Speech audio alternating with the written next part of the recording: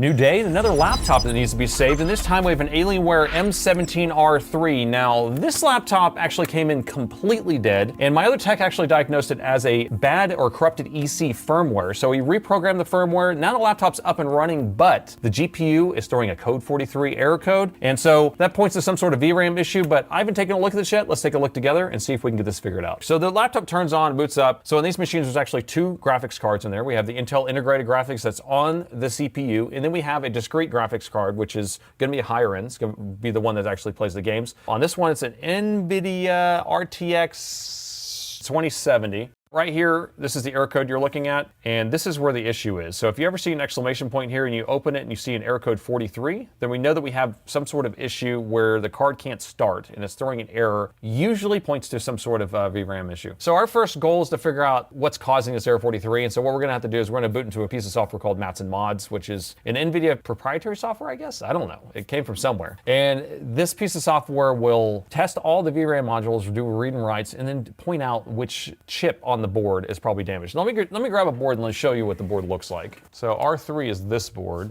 This is an M17R3. It's also an M15R3. Same motherboard. They like to share. So here's our GPU. And I have marks on here because this is a bad board. I've already stole some VRAM off of here, but these are all VRAM modules, so we'll be able to steal these off this board. And then this is actually just regular RAM on this machine. It's DDR4, that's the CPU. So sometimes they have VRAM on both sides, but this one only has it on one side. The piece of software will tell us which one of these is bad, supposedly, or has bad communication. Now, it could end up being a communication issue under the core itself. And in that case, I don't know what we're gonna do. It's not gonna be super impressive then. That's what I can tell you. First thing we need to do is shut her down, boot into Mats and Mods. So I have a USB stick that's already made with Mats and Mods already loaded on it, so I'm just gonna boot right off of that. Now in this machine, because there's two graphics cards, we kind of have to play around with how it's gonna display. I'm gonna boot right off of it and see if we can get it to actually trigger the right graphics card on. It's kind of tricky because when you're doing this, it wants to run off the integrated graphics. So that's what's actually putting a picture on the screen right now is the integrated graphics, but when we run the test, we want it to run it off the secondary card. So we are booted up, so let's LS. So I'm looking for the 2070, there it is, there's a 2070 right there. So we need to go into the 400211, blah, blah, blah, blah, blah. Okay, there we go. All right, so we're in there. So there's a bunch of stuff in here. Now I have commands already pre-written into a batch script. So if we actually cat my start script that I have made, you can see what the commands are. So here are the commands. It's basically gonna run this one command here. It's mod, it's GPU test, and then skipping RM state, and then OQA, and then I run this other command that runs the test itself. So basically what it's doing is setting the test to be on the secondary card, and then running the test on the secondary card. So if I run start, which is my own script that I just wrote, so I don't have to handwrite all this, it should just start. Like the current starts pulling up, there you go. And so we want it to fail, and it did fail. And you can see the current being pulled right there on our meter. So it's running a test right now on all the VRAM modules. Now this may run for a while, so it could take 5 minutes, 10 minutes. All right, so this is still loading. We're just still waiting for this to load. That's why it's taking a long time. It must be having a lot of sectors bad if it's having that much issues.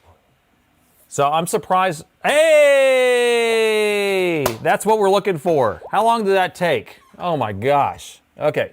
We have a result. It looks crazy, right? Watch this. Boom. And now we have our result. Now I'm gonna take a picture before I move the laptop because I don't want to lose this. So let me take a picture of this. All right, so I have a picture backed up just in case.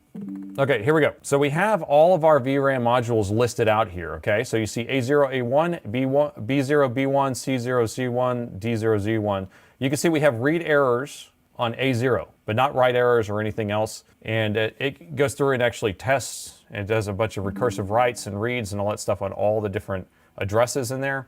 And so it is pointing to A0 having the problem. It's only a read error though, all right? Now we have identified which chip it is. And now we know which chip we need to address. So what we're gonna do is take this apart, we're gonna pull the board out, and we're gonna be able to pull the actual chip off of there, and hopefully that will resolve the issue.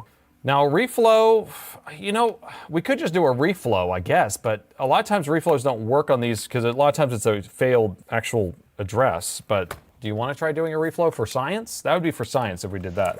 For a fix, I would usually just change it out. Reflow real quick for science. All right, so we're gonna take this heatsink off. We're gonna get down to where the VRAM modules are. I'm gonna show you how to identify which one was A0. Is that what we're doing? A0, right? And the heatsink is off. All right, we'll take a quick look around. We have the CPU, the GPU.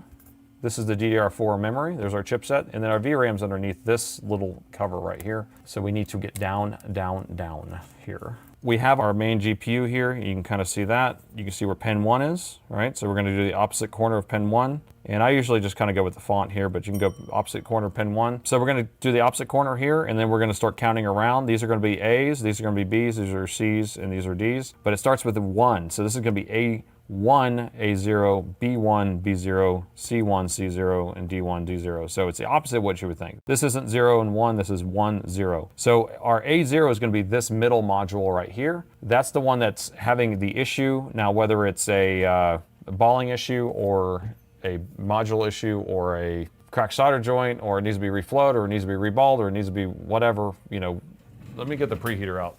You could do this without a preheater, but I think that I like it getting extra hot. Now I'm gonna put it at like 200 and something. So that heats this at 200, but doesn't heat the board at 200. Now, if we reflow this, we'll have to reassemble, and then what do we can just boot straight to Windows. We're not gonna run mats and mods though. Okay, this is heating up. We're almost ready. Okay, so I'm gonna do this. We're gonna start heating this thing up now. So I'm ready. So the goal is we're just gonna reflow this, okay? And it's chip number 2 is what we're doing. All right, so the goal here is to try to get this chip moving, right?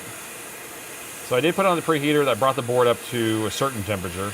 And then we're just gonna get this hot enough where we can tap it for science. The real goal would actually be to pull it off and replace it. And I'm blowing the heat this way. I'm trying not to get it on the actual core itself. There it is. So that, we just need to tap it. Tap, tap, tap. There it is. Tap, tap, tap. Okay, so there's a reflow. Okay, so this is cooling off, but I think we're probably pretty good. In general, I usually like to use a little bit of isopropyl alcohol and get the flux out of there. I don't know if that's just me, but I usually do that. So what I'm doing here is I'm just gonna heat up the flux. I'm gonna put some alcohol underneath it, and then I'm gonna heat it up again. Okay, let's put this back together and see if it works. Probably 60-40 chance here, but we just reflowed that A0 module, VRAM module, and we're gonna see if it fixes it. If it doesn't fix it, the next question is, do we pull it off and just reball it and put it back on, or do we replace it? If we're gonna pull it off, I might as well replace it, personally. That's what I think. You know, I don't even know if I've ever just reflowed one before, so who knows, this could work. Because I usually just replace it. So this is totally for science, because I don't even know what the result's gonna be. All right, we have power. And we're just gonna boot it straight to Windows and see if it actually works. All right, here we go. We're gonna open this device manager, and this will tell us if it's gonna work or not. 3, 2, 1. Still have the error. Error is still there. So reflow did not fix it. So it either means that the VRAM module itself is probably bad, or it needs a reball, which I would less likely think it would do that. It's under the GPU itself. Dan, you might be right, and I hope not. So we've already done our science work. Now we're gonna do the real work and get it done. All right, so now we're gonna preheat it again, do the same thing, but this time we're gonna pull it off instead. And let me see. Drivers won't fix bad RAM. So remember, we were outside of Windows, so no driver loaded. We ran the mats and mods. It identified the VRAM module of A0 having an issue. We reflowed that RAM module, booted the Windows, and we still had an issue with the actual card itself. What I would do, like if this came in for repair, I would have just pulled this chip off. I would have grabbed a new chip from a board, reballed it, stuck it on there. And if it fixed it, it fixed it. If it didn't, then we know that we have an issue underneath the core itself. So the first thing I want to do here is we're going to try to remove all this old solder balls. All right, we're going to take all those off of there. Do I already have the stencil on here? That'd be nice. All right, so this is what we're looking for. We're trying to get this lined up where we have, you can see the chip, you see where the balls are gonna drop into the holes. And the stencil was already set right. All right, so we're gonna dump balls on here, but we need to make this sticky first. And we don't want it to be too flowy, so I kind of wipe it off. I kind of dab it with my finger.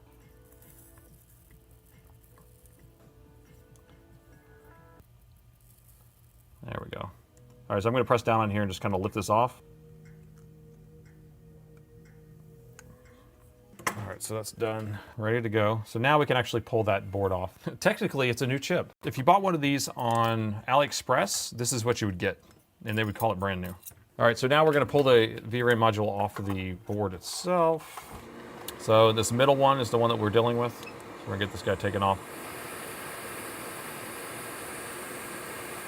Come on, baby. So now we got to clean off all this old solder. We got to be very gentle with this here.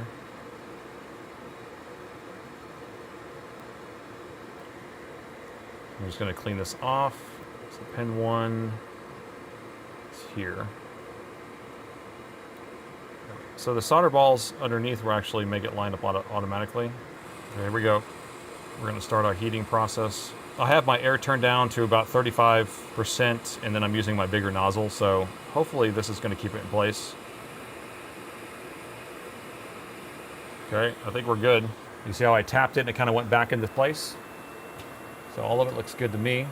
All right, so that is good to go. So I'm going to let that cool off. Is it upside down? No, so I want you to pay attention to pin 1s on everything, right? So we can see that it's different than the one next to it. So see here, see this triangle?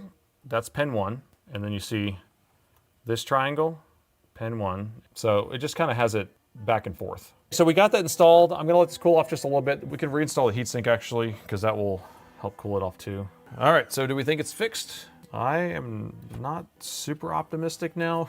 I don't know why, but for some reason I have a feeling that it's gonna be under the core. If it's under the core, then I'm going to have to defer to Tony over at NorthwestRepair and see if we can do a little crossover and maybe have him pull the core and do a video on it. That'd be cool. Lock and load, here we go. Well, if you're new here, we do these streams twice a week, Wednesday at 6 p.m. Central and Sunday at 9 a.m. Central. All right, machine's turning on. So at this point, we had the GPU was not working right. It was throwing an error on one of the VRAM modules. We replaced that with a brand new module for my bin over here, my drawer, and hopefully we can get this figured out. All right, so we are booting straight up to our test operating system with my alien spacecraft here. All I need to do is just check the device manager.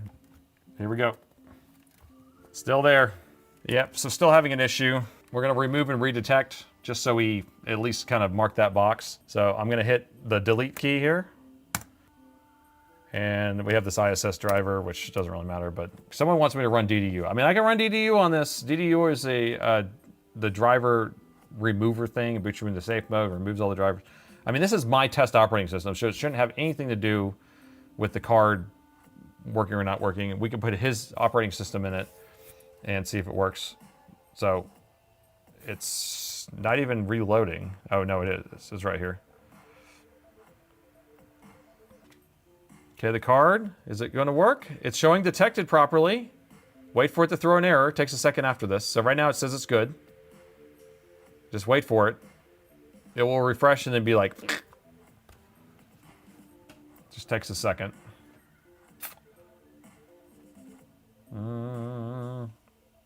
It says it's good right now. Should we open FurMark and see if it's there? The card is not there in FurMark still, so wait for it to load. It thinks it's good right now, but it hasn't even tried to turn it on yet. It says the card's working properly. So I should restart the computer and see if it comes back. And it went back to the error again. Now, I know people think it's going to be a DDU error. Now, if we boot back into Mats and Mods, run our Mats and Mods, we're going to have that error again. All right, so we weren't able to fix it live, but I did speak with Tony over at Northwest Repair, who does GPU repair exclusively. Now, he doesn't normally work on laptops. He usually works on desktop GPUs. And he said that he will go ahead and reball the GPU and see if that can actually resolve the issue, because we did determine it's not the VRAM issue. So hopefully he'll be able to get that fixed up. But I'm going to go ahead and get this shipped out.